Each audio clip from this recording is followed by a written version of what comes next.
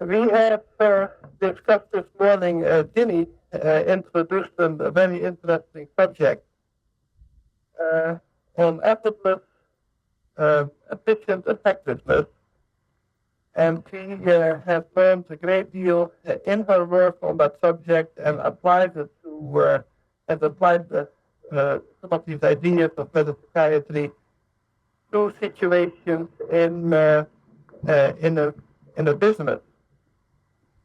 And we are gathered here with a group of men and women who are, some of them in business and are interested in learning Yes. how to be more effortless and get more efficient and effective. Good. Very good. So I'll first give the microphone to Ginny to tell you a couple of things that she has been suggesting this morning. All right. Good morning, Dr. Hora. Hello, Ginny. When I first started to work on the topic of efficiency, I took a poll in a variety of places from a variety of people to see what the word, if I told them I had a very efficient worker, what that concept brought up for them. And out of that, I have developed two personality types that appeared, which I'll share with you as the beginning point. The female seemed to be the one who wore the bun of the hair, had glasses, was rigid, thin lips, no social life, very pretty, isolated, and worked with everything. Man was the fat, cigar-smoking, bellowing, bald slave driver who was a dictatorial boss and known for getting everything done. So I was made aware that to be efficient wasn't very flattering.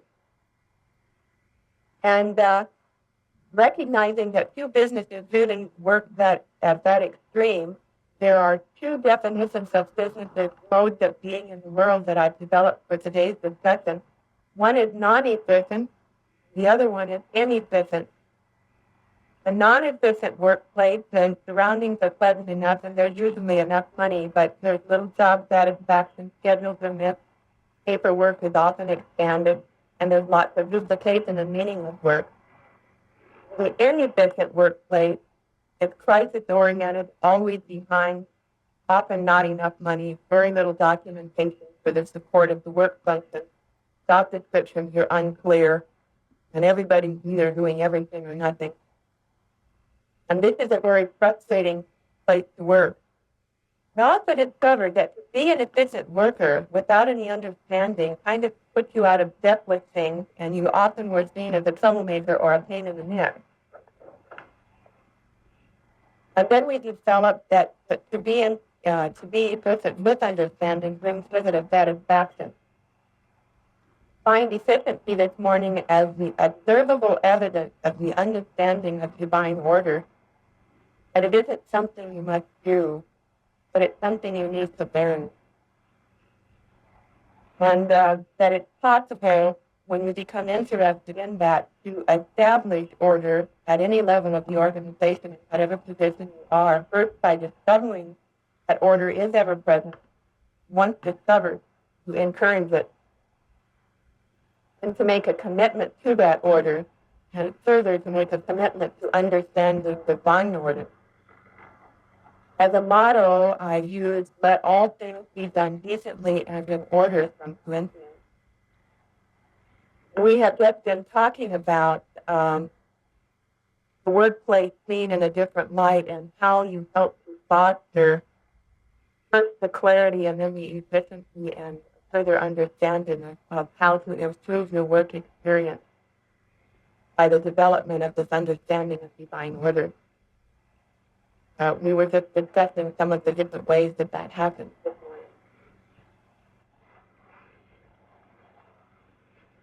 Does anyone have a question?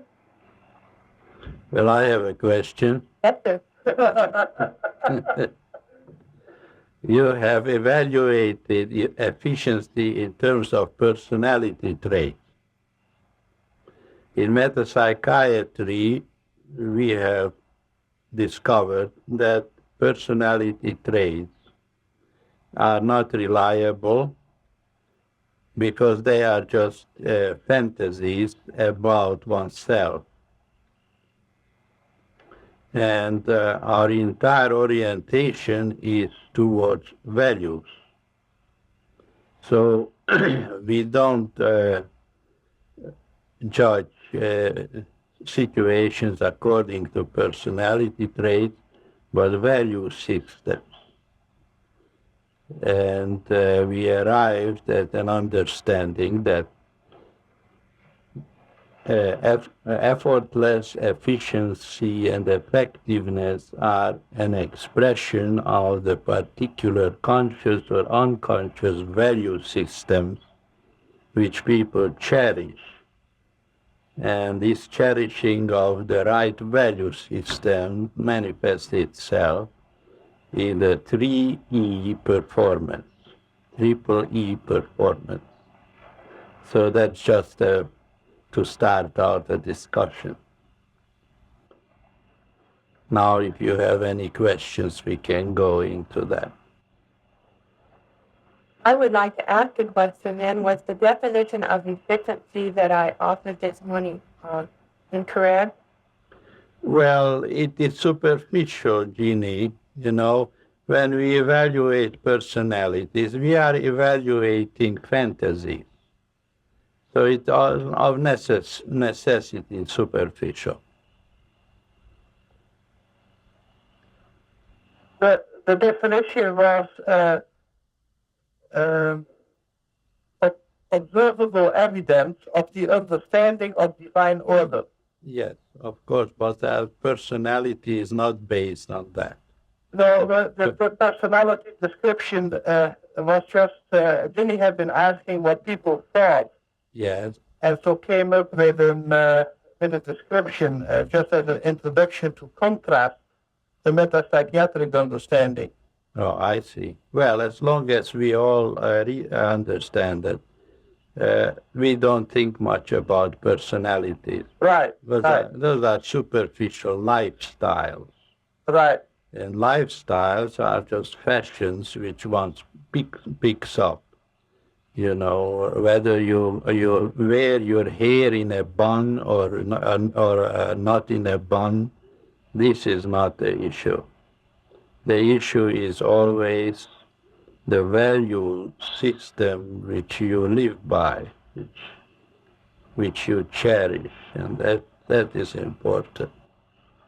Yet somewhere we have been asked, what is the difference between a lifestyle and a mode of being in the world? Is there anyone among you who can explain this difference? Perhaps we could ask Jeannie. Jeannie, what is the difference between a lifestyle and a mode of being in the world?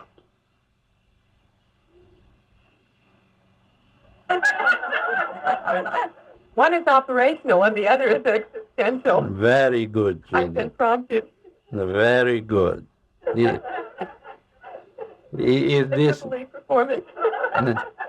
Well, I hope it clarifies somewhat the point which we were making. Dr. Hora, Fern. Yes, Fern. It does seem, though, that when we, in the human world, we see efficiency and inefficiency in a horizontal way. What came to mind when Ginny was discussing the existential understanding of divine order is that when something is inefficient, we tend to see it personally. In other words, we either confirm ourselves by saying, that's my personality, I'm not an organized person and I live in chaos, and we confirm ourselves, or we have a tendency to blame inefficiency and see it in terms of a particular person as being inefficient.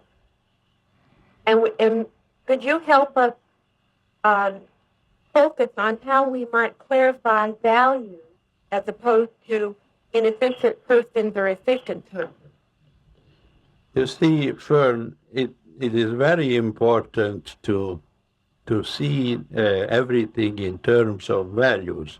If we see inefficiency in terms of personality, then it is not possible to avoid being judgmental. Yeah. But if you see things in terms of values, then you are able to have compassion for someone. Because people are not, let's say, people are not slobs. They are just victims of having adopted or having been impressed or educated by invalid values. And it is the inefficiency is the manifestation not of the individual, but of the values which control his thinking. And so this way you can point out the problem without being judgmental of the individual. Yeah. And that is the essence of compassion. You understand the lack of understanding. Well, what comes to mind is just in the idea of inefficiency is at home, our family includes an adolescent.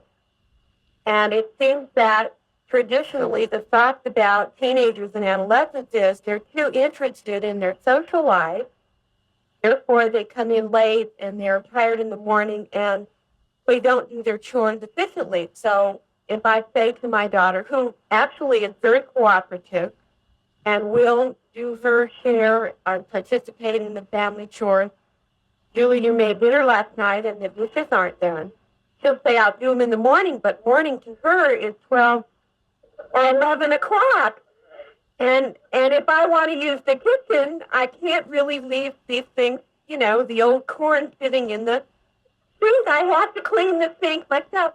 And it really isn't a problem in that sense, but I do see the thought of thinking of her in a chaotic way. And yet, when I look at the qualities she manifests, she's very aware of neatness, order, good laundry being done, her own showering and dress being very appropriate for work. She's on time. But it seems like all of this happens out of an appearance of chaos, of the bed piles with laundry, the towels on the floor, but yet everything's clean. It's a clean towel on the floor. And this appearance, I know, also occurs in the workplace. It's the appearance of chaos, and yet the qualities are really cooperative, and they are participating, but somehow there's a value that I don't see clearly there. Would you help me see what the value is with the adolescent in the home?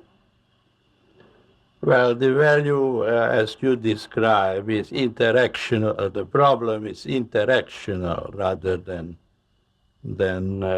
efficiency or inefficiency. Now, there are problems, very prevalent problems, where there is resistance on the part of a teenager to obey or to conform, because the demands are made on a personal basis rather than on a value basis.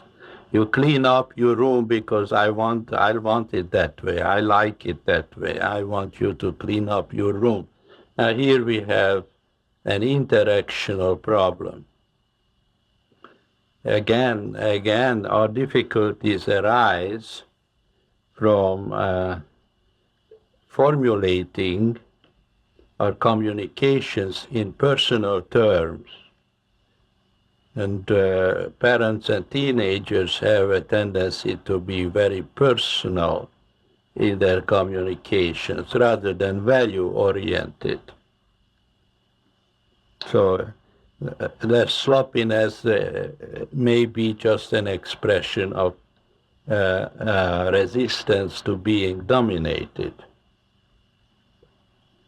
So I would have to feel that the way I see and hear the interpersonal idea of her as a person, Definitely. a child, myself as a mother. Definitely. And I would have to see the home as a manifestation of consciousness where love intelligence is revealed in each of us. Yes, yes. We have to avoid the interactional mode of thinking and communicating. And our educational system doesn't understand this. Most everything is formulated and thought of in terms of self and other and personal. And these lead to resistances. You know, in psychoanalysis, there's a great deal of preoccupation with resistances. The patients are forever resisting. Now, in metapsychiatry, there is no resistance whatsoever, because the therapist is not functioning as a person, but as a model of values, of existentially valid spiritual values. And if there is nobody there, who can the patient resist against? There is no resistance. In metapsychiatric therapy, there is no resistance. So the whole complex problem which psychoanalysis is struggling with is completely eliminated. Thank you. You're welcome. Dr. Hora, it seems that happiness is a very common symptom in this regard. Is there a meaning that you could say maybe kind of general to sloppiness? Yes, well, there is adversary sloppiness, and there is ignorant sloppiness. Oh, well, ignorant. Yes. Adversary. There are two kinds of sloppiness. Could you explain the difference? Well, somebody who is an adversary sloppy individual is expressing his defiance and his resentment of certain authority. So there's interactional. That's interactional. You're actually rebelling. Yes, right. And ignorant sloppiness is just someone who grew up in a situation where he has never learned to appreciate order. Oh, so that is actually a healthier sloppiness. Well, well, of course, we have to be educated to understand what values are existentially valid and which are not valid. Yeah. And then we choose the valid values not in order to please people or to conform to somebody's preconceived notion about order, but because we come to recognize that it is health promoting and it is to our advantage to live by these values. Yeah. So how about you hear sometimes people that say, I can only work and be creative if there is chaos around me. yeah. And you hear people say that. I need to have a cluttered desk and books all over the place, and I cannot be in an orderly situation to be creative. Well, the very statement, as you can, if you look at it, is a self-confirmatory statement. I see. So there is a sort of a sloppy chic, where some people confirm themselves through sloppiness and disorder. Yeah. And so the point is here that that individual is confirming himself and thinking of himself, I'm some special person because I'm an artist, you know, I live in chaos and I create great works of art. Yeah. And this is my style, and that's me, you know, it's always self-confirmatory quality of his rationalization. From the reaction here, I see there are many people recognizing themselves Yes, it is very fashionable to be sloppy in a self-confirmatory way. Yeah.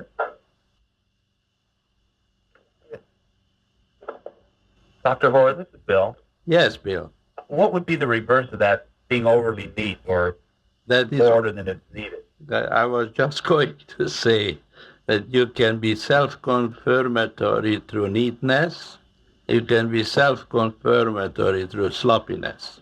But it's the same thing. Now, but if you love order from an aesthetic standpoint and you are conscious of the divine order, as Jeannie mentioned, then orderliness is not a self-confirmatory mannerism, but it is a natural appreciation of that beauty, harmony, and order.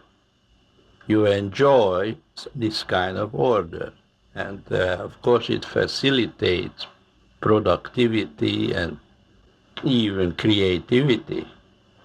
And then you are able to be effortlessly efficient and effective in life.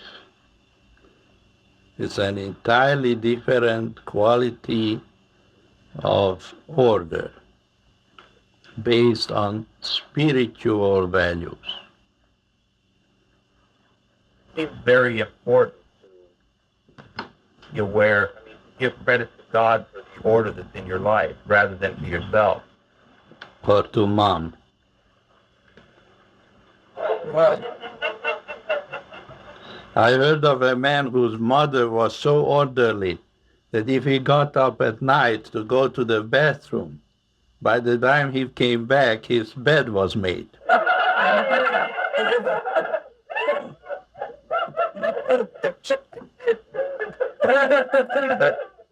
My mother did.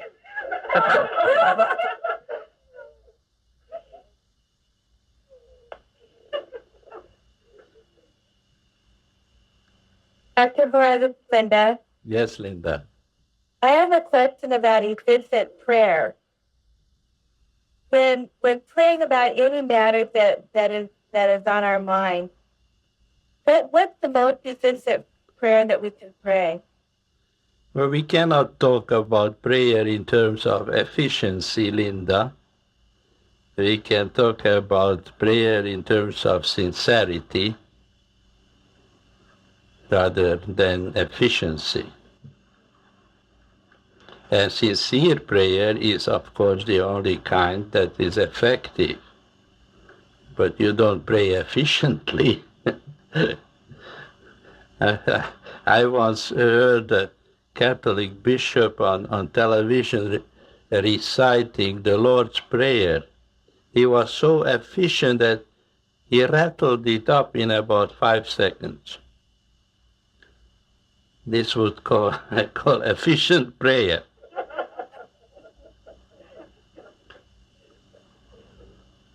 Now, Is it better than instead of efficiency we talk about sincerity, or that's what we keep in mind, and effectiveness is well, again, the word effectiveness is also not very well applicable to prayer because we don't produce the results of prayer. The benefits of prayer accrue to us by the grace of God. But the only way we can talk about prayer is in terms of sincerity. okay. Thank you. You're welcome, Linda.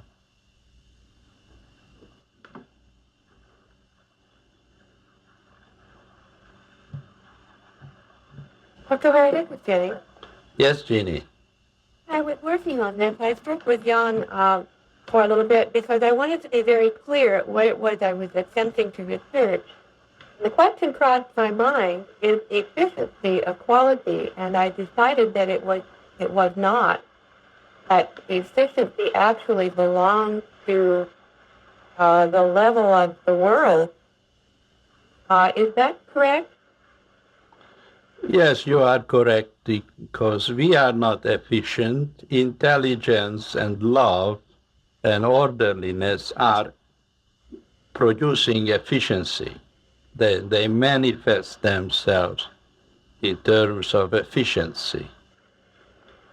So it is not actually possible then to clearly understand efficiency as much as it as in the possibility to observe it. Yes, right. And it also helps to differentiate between an efficient individual and an officious individual, Yes, right? yes. It looks at between an efficient individual and an efficient. What is an officious individual?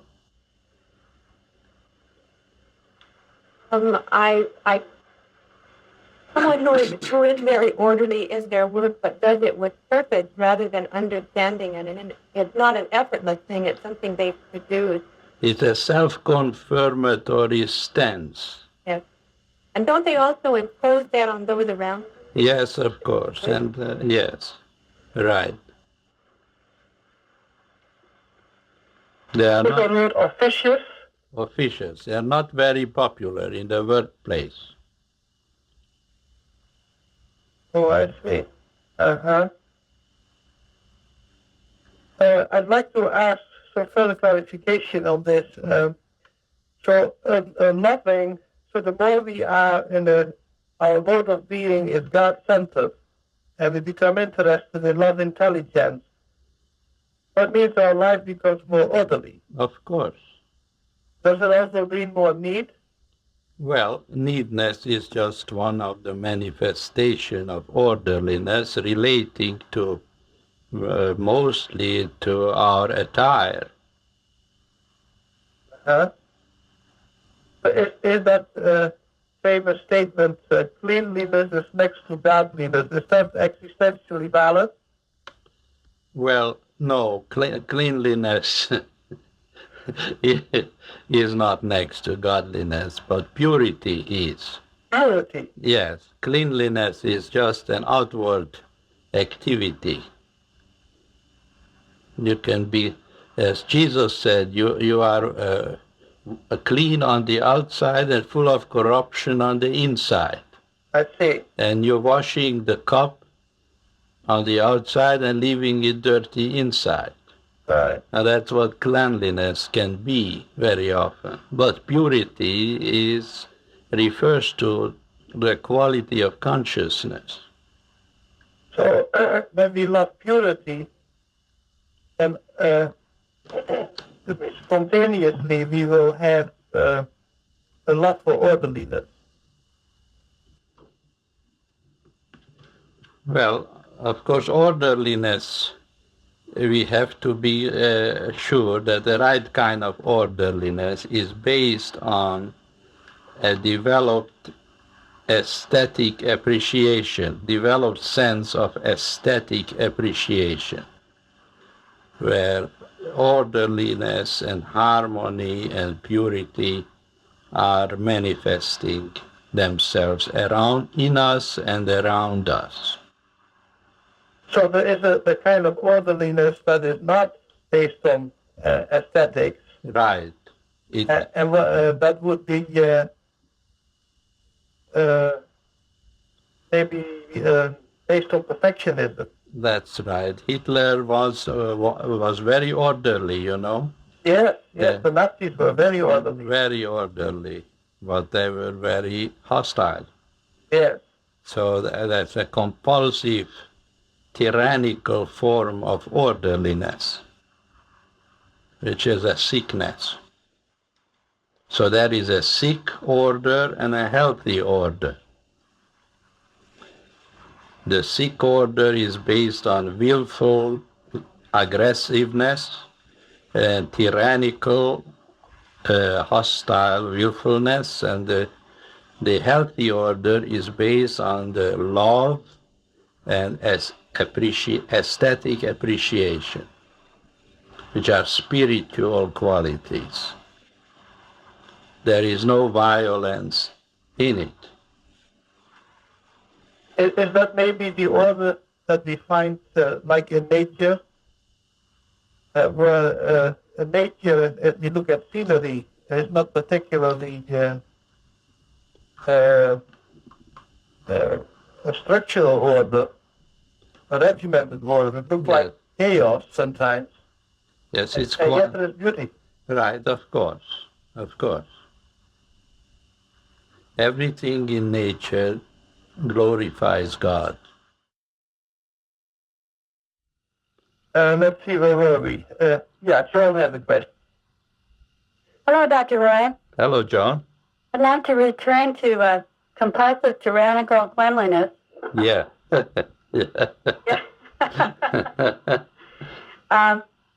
You brought to mind a situation that I've wondered about. Every time I walk through the door of the household, I look around and start yelling at people to start picking up. It seems like that I'm the in charge of clean and they're in charge of mess.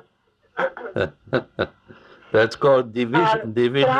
Could I see then, could I come to see that is a symptom of interaction thinking in the house? Definitely.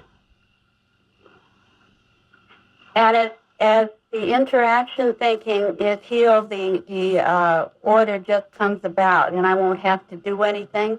No, the order will not just come about. One has to be educated in aesthetic appreciation. Come to appreciate order as beauty and harmony and efficiency. And what is my appreciation? What is my? It seems that I desire the order in the household now. It's not based on appreciation. Then what is it based on? It's based on compulsive tyrannical cleanliness. That's what I said already. Well, you see, that results from interaction thinking. I tell you, you should pick up after yourself. You do it because I say so, because I want it, etc., etc. You eat spinach. It's good for you. Do it for me. Everything in family life has a tendency to be based on interactional reasoning. And this is a motivation which just constantly elicits resistance, creates its own resistances. So I've been mistaken in thinking that I appreciate order. I don't appreciate it either. Well, then you say, do as I say and don't do as I do. This is also very frequent. So we have to appreciate it, we have to cherish the right values, and we have to be models of spiritual excellence. And we shall be emulated. And that's the only way, a non-personal, non-judgmental, loving way of teaching values in everyday life. My teacher, learning to appreciate the value of myself and teaching it, might that include the doing of it myself for a while? Definitely. And also a parent could effectively cultivate an interest in right values in the children. Explain the difference between values which are existentially valid and invalid, and what the consequences are of espousing invalid values or emulating wrong examples.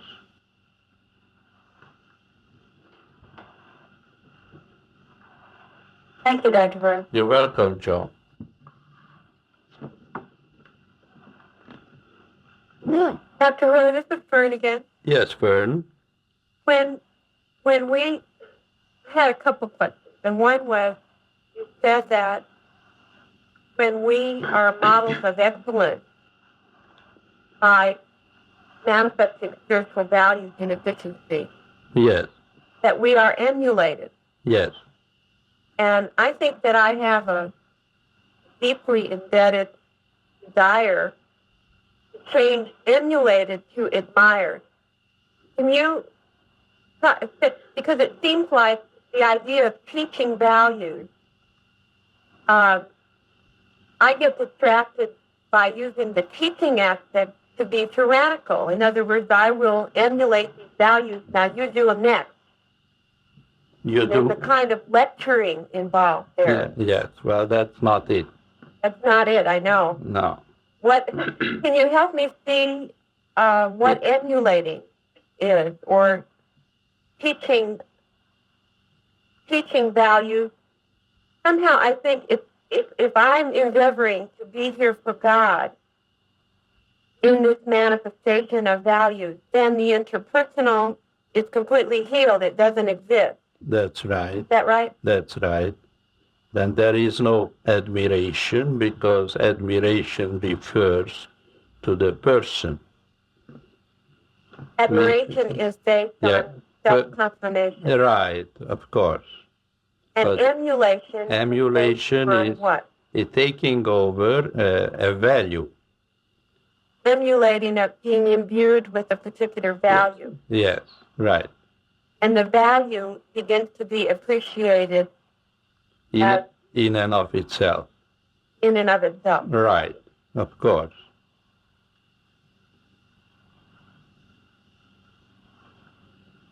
So can you explain what it means when you say appreciate aesthetic values?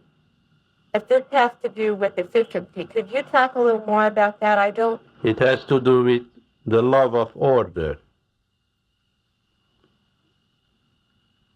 Beauty, harmony, and order, those are spiritual values. And one has to be educated to appreciating them. What does aesthetic mean? I don't think I have a real understanding of it. It refers to beauty. Harmony, order, inspired ideas, these are aesthetic values. There are people who are totally blind to beauty. They don't see it, and they have no idea of what value beauty may have.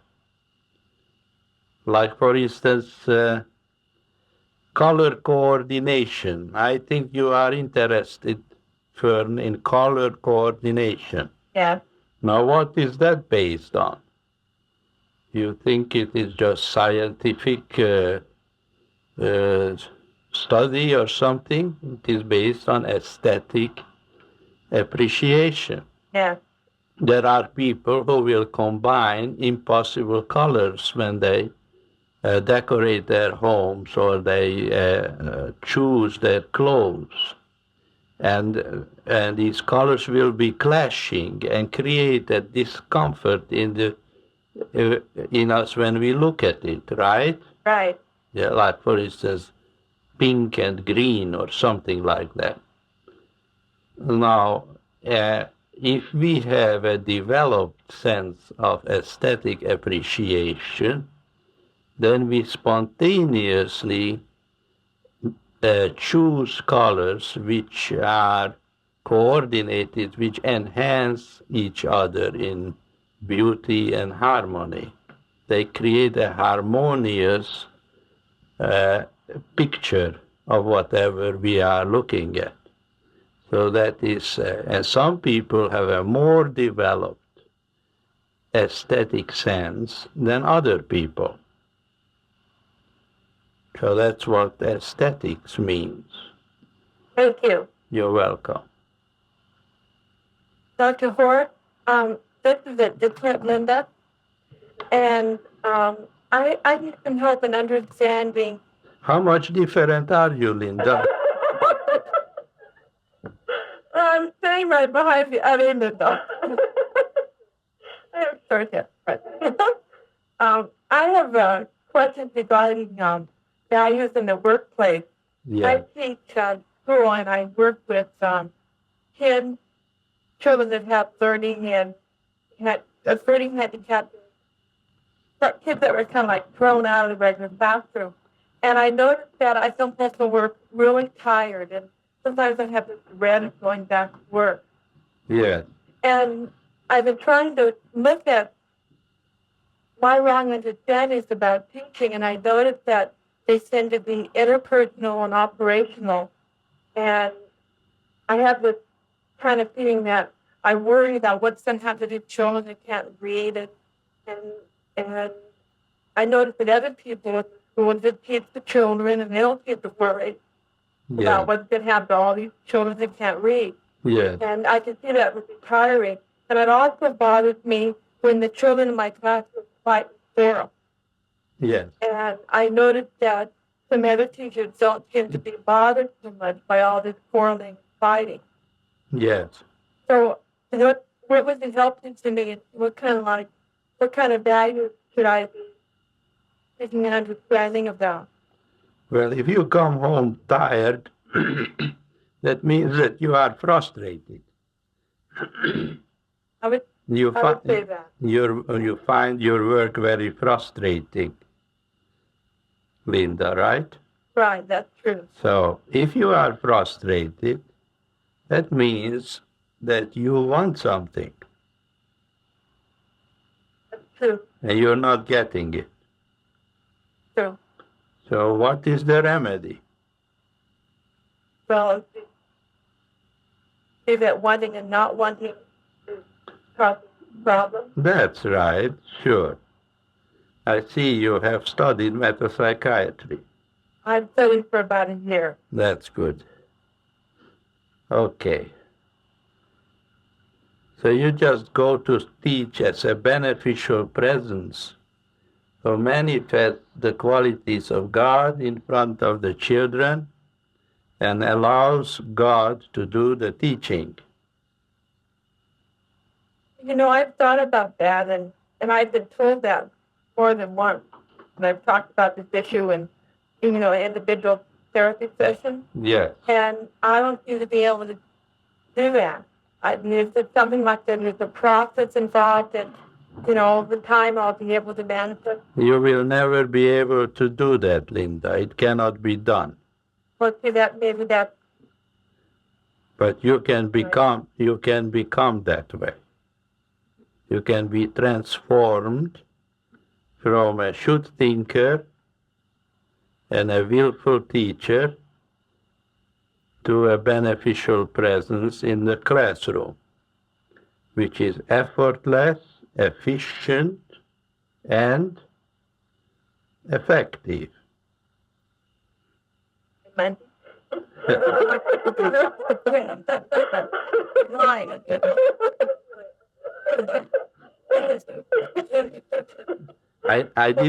I didn't hear what you said. Oh, I said, but I may be able to do that by Monday. Oh, well, everything is possible with God. Okay, thank you. You're welcome.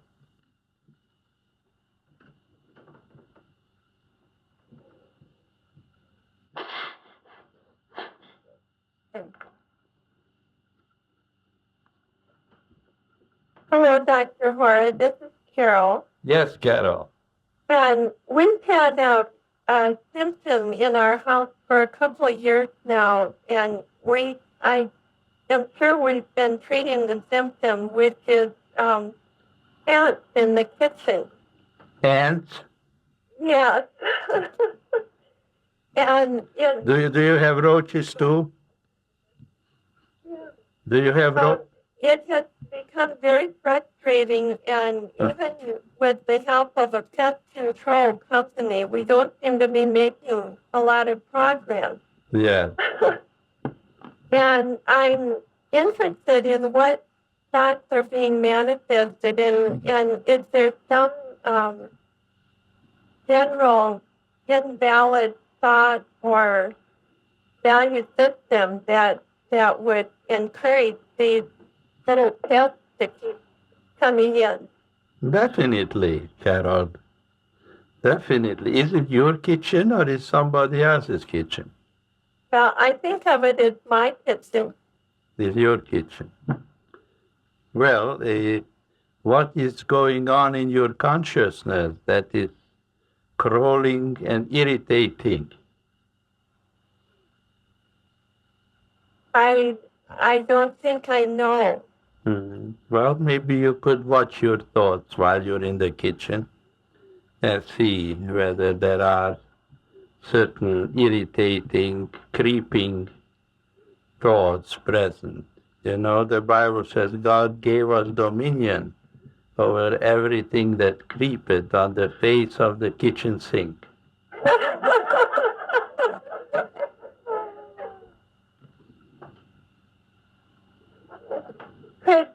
Could these be thoughts about my family and my duties and cooking the meals and washing dishes and all that? That's very well possible. It has happened before. Okay, thank you. You're welcome, Carol.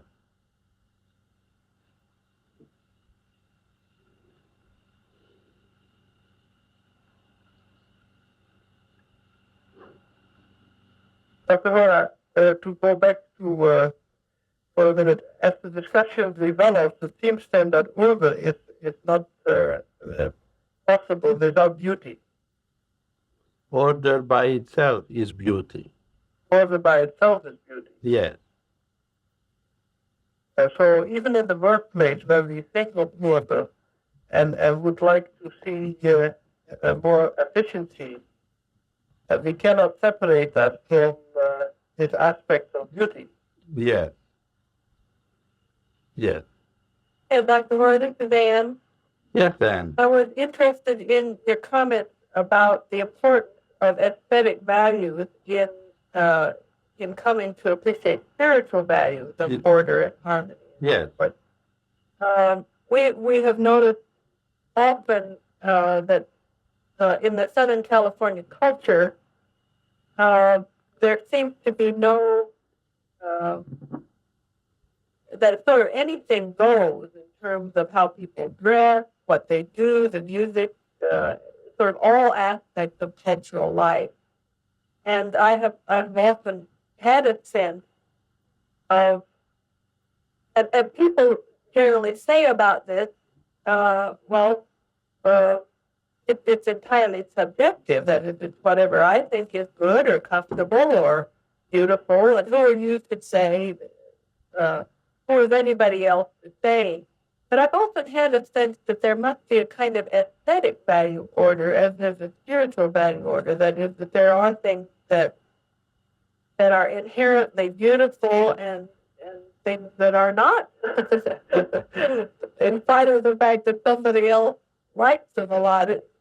And that it is important for our children to be exposed to what we would call good music, a sense of appropriateness in dress, those kinds of issues. I wonder if you could help me clarify whether there is a sort of aesthetic order and how we, in the midst of a rather barbaric cultural scene, how we identify those aesthetic values. Well, aesthetic values are always harmonious rather than discordant. Now, in the culture, which is not only in Southern California, but throughout the United States, we have arrived at a phase of cultural evolution where evil and discord is being sought and expressed almost ubiquitously in the majority of cases. And I see it as a as inevitable consequence of the interpersonal viewpoint on life. You see, psychology has perverted our entire way of seeing reality.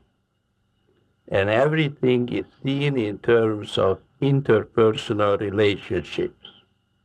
And interpersonal relationships are filled with adversary thoughts and adversary impulses. There's a great deal of hostility and rivalry, defiance and rebellion, and everything that is beautiful and good and harmonious is being rejected.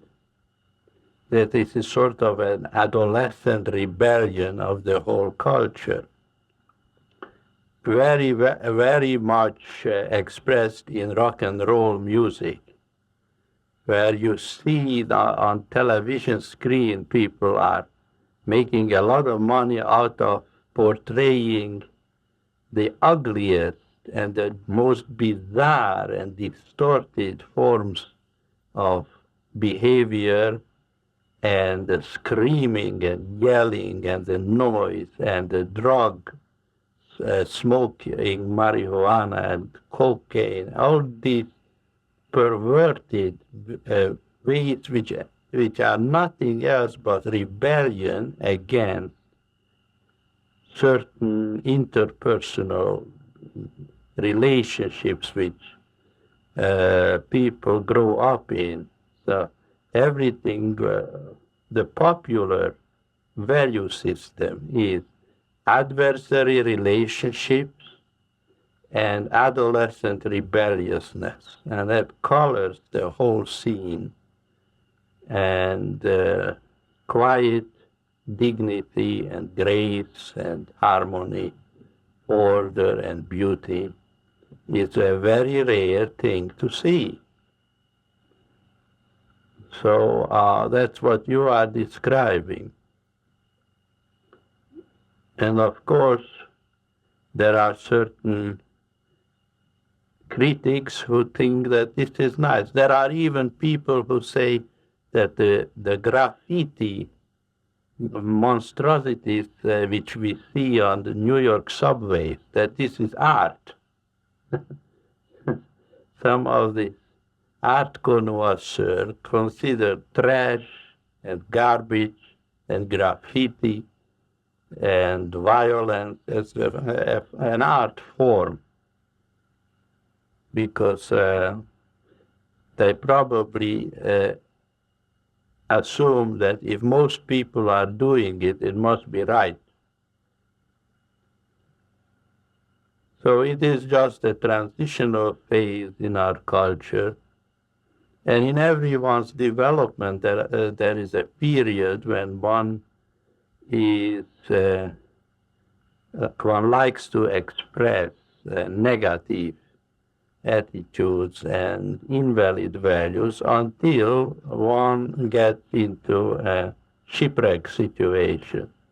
And inevitably, of course, there is this crime wave and all the sicknesses which afflict the people who are ignorantly involved in this culture without realizing that everything is about it is invalid, and they are hurting themselves, and there's a great deal of suffering as a consequence. So that is the price we pay for ignorance and for the erroneous assumption that the essence of life is interpersonal relationships, preferably of adversary nature. Thank you. That's very clarifying. You're welcome, Anne. So, what you said to John, am I right to understand that there is a place for parents besides being models of spiritual excellence, spiritual values? Yes. To teach their without, of course, being tyrannical about it. Right. The aesthetic values and appropriate mood.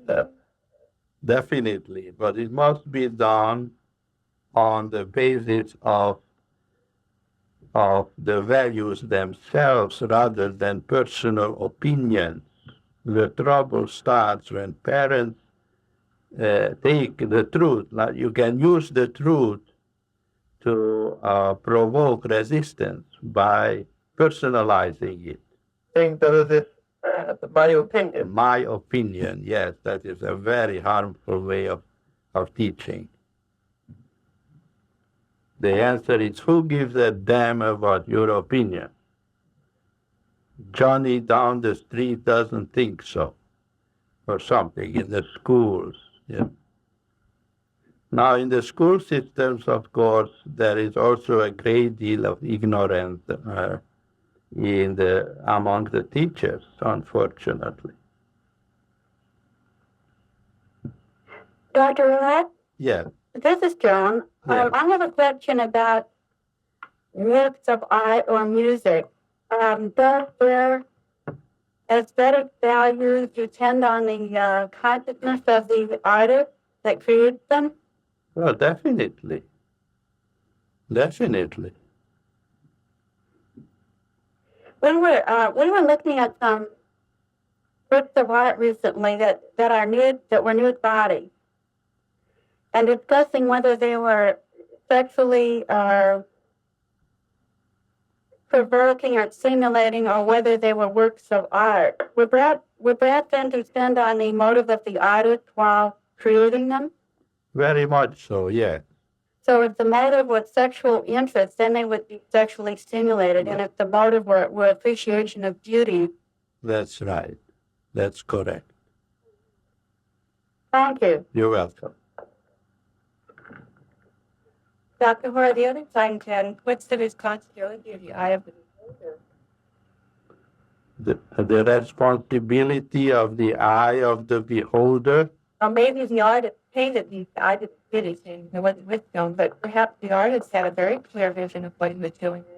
It was beauty, but when I walk up, perhaps my eye isn't so clear. How did that play into the eye of the beholder must make some contribution? Well, that is also true, Jeannie. You can, for instance, if you are a fetishist or a sexually deviant, really ill person, then you will look at part of the picture only. Your eye will be drawn, let's say, to a pair of stockings or an earring or a hair or something, and then you will see what you are looking for, rather than the aesthetic message which the artist may have had in mind. Certainly, there are a society that always asks about to broaden our view, and that applies equally well here. That's right, sure, of course. Thank you, Dr. Hora, for this very impressive hour. You're welcome, Jan. Goodbye, everyone. All right.